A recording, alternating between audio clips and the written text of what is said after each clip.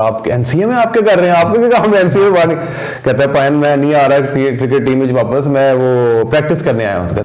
क्या सलमान बट से बहुत बड़े प्लेयर थे? नहीं, आसिफ से। मैं आसिफ से बड़े बॉलर थे। एक दिन वो 5 गेंद 32 करते थे, अगली बॉल पे एक बॉल पे 0 देता था। तो सलमान बट अगर वो हरकत ना करते तो शायद पाकिस्तान की हिस्ट्री के सबसे बेस्ट कैप्टन होता बंदा। बिल्कुल होता।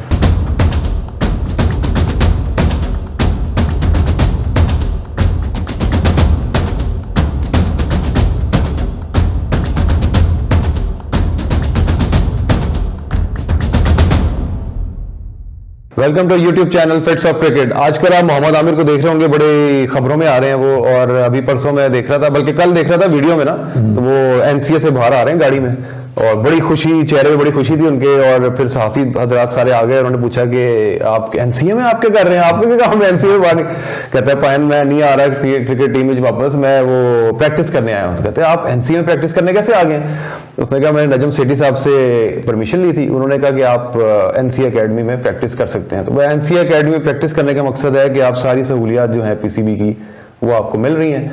तो बड़े खुश थे। फिर वो उन्होंने सलाम दुआ की सारे साफी हजरात से और वो निकल गए हैं। मुझे उनके ट्वीट से उनकी फिर मीडिया उनकी तरफ बड़ा जा रहा है। आज फिर उनकी एक प्रेस कॉन्फ्रेंस थी जिसमें रमीज राजा के बारे में सवाल हुआ। तो रमीज राजा के बारे में उन्होंने कहा कि वो एक्स क्रिकेटर हैं, मैं उन पर ज़्यादा बात नहीं करूँगा, और उनकी अपनी सोच है, मेरी अपनी सोच है।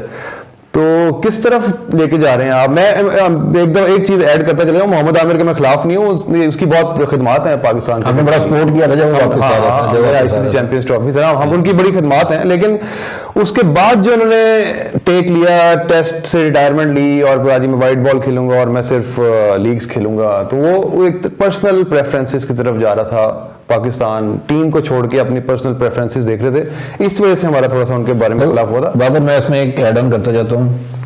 देखो होता पता क्या है, इस मुल्क ने आपको इज्जत दी है, बिल्कुल ऐसी है, ठीक है। हम लोग भी क्रिकेट खेलते रहे, बिल्कुल ऐसी, अपने अपने लेवल पे, चाहे गली मोहल्ला चीजें हो। जो आपका बैज है ना पाकिस्तान का, वो प्राइड, हर बंदे की ख्वाहिश होती है कि आपने अपने मुल्क को रिप्रेजेंट करना है। बिल्कुल ऐसा। हम छोटे जब थे अपने, हम क्लब को रिप्रेजेंट करते थे तो बड़े खुश होते थे, अपने क्लब को रिप्रेजेंट कर रहे हैं, चीजें कर रहे हैं, प्राइड होता है, ठीक है। आपने मैच फिक्सिंग की, बैन लगा, आप क्या सलमान बट से बहुत बड़े प्लेयर थे? नहीं, आसिफ से। मैं आसिफ से बड़े बॉलर थे?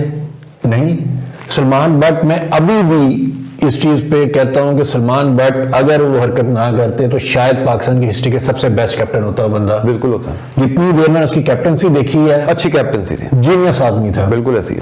आप जिस तरह हम धोनी की तारीफ करते हैं, ठीक है धोनी के लेवल का नहीं होगा, लेकिन पाकिस्तान में जिस तरह स्ट्रेटेजी वाइज मूव करता था अपने बॉलर्स को, एक्सीलेंट था। आप इन तीनों में वाहद थे जिसको चांस दिया गया। हाँ, ठीक है, आप किस्मत थी। नजम सेठी ही आपको वापस लेके आया, ठीक है, Najam Sethi for some odd reason आपको किया गया, बिल्कुल ऐसी है। अब आपकी क्या रिस्पॉन्सिबिलिटी थी कि अब आप वो जो फैंस हैं जिन्होंने आपको बैक किया, उसको हम उसमें शामिल हैं, ठीक है, तो आपको वापस कुछ ना कुछ तो वापस देना चाहिए ना उस कंट्री को। और आपने कहना शुरू कर दिया नहीं मैं नहीं खेलता, और थोड़ी सी पॉलिटिक्स में चले गए, चीजों में चले गए, तो वो थोड़ा सा अनफॉर्चुनेट था, वो थोड़ा सा अनफॉर्चुनेट था। और अभी भी देखें, अब आमिर भी थोड़ा सा पॉलिटिकली ज्यादा कहते हैं ना बन जाते हैं। मेरा आमिर के सारे इशू के बाद मेरा स्टांस एक ही है, जिस बंदे ने आपकी मैच फिक्सिंग या मुल्क के साथ ये काम किया है उसको अब नेशनल कलर्स में ना लेके आए। शर्जील भी आ गए वापस, ठीक है। अब मैं वही कह रहा हूँ, ऐसे सारे सारे आएंगे वापस, ठीक है। मुझे एक चीज तो समझ में नहीं आ रही, जिस तरह शायद अफरीदी साहब आए हैं, क्या ये रहे हैं कि हम लोग सिर्फ आए हैं न्यूजीलैंड सीरीज के लिए? लेकिन प्लानिंग उनकी प्रॉपर है। मुझे समझ नहीं लग रही है अपने। ये शायद लगता है वो अनिल कपूर का वो थी मूवी नायक, उससे ज्यादा बहुत ज्यादा इन्फ्लुएंस्ड है कि इस टाइम के अंदर में जितना मतलब मैं एक दिन के अंदर पूरी चीज। यार देखो, आप 360 चेंज नहीं करते, बिल्कुल ऐसे। या तो आपके पास टाइम है 6 मंथ्स 1 ईयर का, तो आप अपनी प्लानिंग लेके चलते हैं। आप एक दिन के अंदर 2 दिन के अंदर आप सारी चेंजेस नहीं। लेकिन आपकी बात से आगे बात निकालूंगा कि उनकी प्लानिंग से तो यही लग रहा है कि शायद 2-3 साल के लिए। मैंने भी उसने कहा है कि मैं सिर्फ न्यूजीलैंड की सीरीज के लिए हूँ। अच्छा, अब देखो अफरीदी का आप कुछ कह नहीं सकते। वो एक दिन वो लेते थे, क्या कहते हैं, एक दिन वो लेते थे, हाँ, next day अगले दिन वापस ले लेते। एक दिन वो 5 गेंद 32 करते थे, अगली बॉल पे 1 बॉल पे 0 होते थे, तो उनका कोई शुरू से अफरीदी ने सारी जिंदगी में, बहुत से फैंस होंगे पाकिस्तान के अंदर जो इस चीज को बुरा भी मान सकते हैं, लेकिन वो सारी जिंदगी खुद इसी तरह से रहे हैं। एक दिन कुछ और सीन होता था, दूसरे दिन उनका कोई और था। लेकिन 2 बातें उन्होंने की है जो अभी लाइमलाइट में, वो एक ही है कि पहली चीज उन्होंने कहा कि हम दोनों अलग अलग टीम्स बनाएंगे। ठीक है, हम उस तरफ जा रहे हैं कि शायद 3 भी, लेकिन 2 टीम्स तो अलग होनी चाहिए। टेस्ट अलग, T20 और वनडे को अलग लेके चलेंगे। एक बात उन्होंने ये की। नहीं देखो, टेस्ट की तो ऑलरेडी अलग है, और आपकी ओडीआई, उसकी ओडीआई वो कह रहे हैं कि 80-90% हो सकता है, कहा नहीं, निशानदेही उन्होंने ये की, हो सकता है कि टेस्ट का कैप्टन भी अलग हो और टेस्ट की टीम भी अलग हो, T20 और ओडीआई को एक अलग सेक्शन। दूसरी चीज उन्होंने आज एक बातें प्रेस कॉन्फ्रेंस उन्होंने की, उन्होंने कहा जी T20 में हम कोई भी ऐसा प्लेयर टीम में नहीं रखेंगे जिसका स्ट्राइक रेट 135 से नीचे हो। तो ये भी मैंने अभी इनसे थोड़ी देर पहले जो प्रेस कॉन्फ्रेंस कर रहे थे उसमें उन्होंने ये बात की है।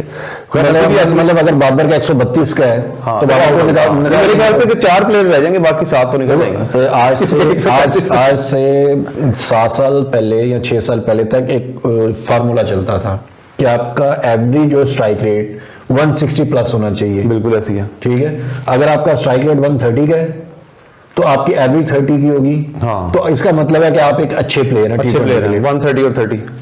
ठीक है, अब आजकल की क्रिकेट में आप उसको 180 कर लें। ठीक है, अगर वो 130 का स्ट्राइक रेट और 50 की एवरेज है तो 180 आपका हो गया, या 140 का स्ट्राइक रेट कर लें, 40 की एवरेज कर लें, तो वो कैलकुलेशन, क्योंकि आज, लेकिन आप यार ये देखो सिचुएशन और उस पर भी डिपेंड करता है।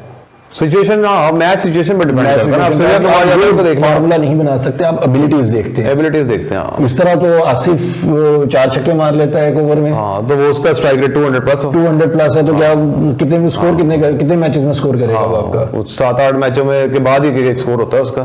खैर देखते हैं अब पाकिस्तान क्रिकेट किस तरफ जा रही है। अभी हमने कहा आमिर के हवाले से और अफरीदी के हवाले से डिस्कशन कर लें। और अभी तक अफरीदी ने सारी जिंदगी जो है ना, मैं एड ऑन करता जाता हूँ, गैलरी के लिए खेला है। ऐसे ही है, अभी भी जो बयान आ रहे हैं सारे गैलरी के लिए हैं। ठीक है, तो सुपरस्टार तो है ना वो, यार मैं जो बोलूंगा मैं न्यूज में रहूंगा, चीजें रहेंगी। खुद जाके पिच तैयार कर रहे हैं, चीजें कर रहे हैं, पिच का भी देख लिया, चले क्या किया वो अभी तक तो कोई रिजल्ट नहीं आया। और ऊपर से ये कह रहे हैं जी हम देखेंगे कि पिच में ऐसा क्या था, ऐसी तैयार क्यों नहीं हो सकी। सिंपल फार्मूला है, विंटर में आपकी पिचेस तैयार नहीं होती। विंटर में होती नहीं, समर में होती है। समर में आपकी पिचेस तैयार होती है, बिल्कुल ऐसी है। विंटर में मैक्सिमम आप क्या कर सकते हैं, ग्रास छोड़ सकते हैं।